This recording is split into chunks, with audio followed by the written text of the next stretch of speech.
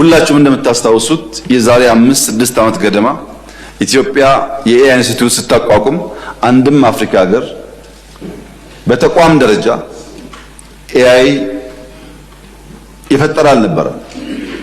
በሌላውም ዓለም ቢሆን በፕራይቬት ሴክተር ከሚነገረው ውጭ የመንግስታት ዋነኛ አጀንዳ አልነበረም።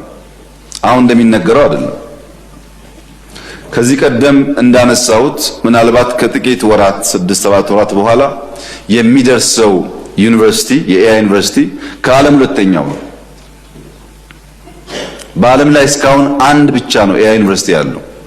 ባለፉት ዓመት ተኩል ገደማ ጀምሮ የግንባታ ስራው ሲሰራ ቆይቶ በመጠናቀቅ ላይ ያለን ዩኒቨርሲቲው በሚቀጥሉ 6-7 ማክሲማም 1 ዓመት ውስጥ ስራ ይጀምራል።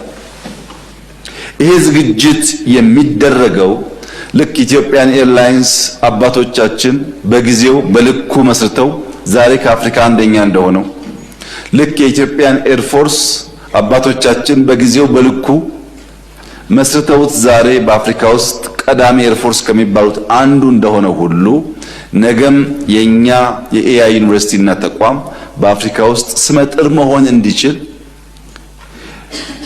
የተስተካከለ መሰረት ይዞ እንዲነሳ በሪፎርም ውስጥ አንደኛ ቁልፍ ጉዳይ አድርገን ስንሰራ ቆይተናል። ብዙ ውጤት አግኝተንበታል። ከዚህ በላይ ደግሞ ለልጆቻችን ውጤታማ ዘመን ይፈጥርላቸዋል።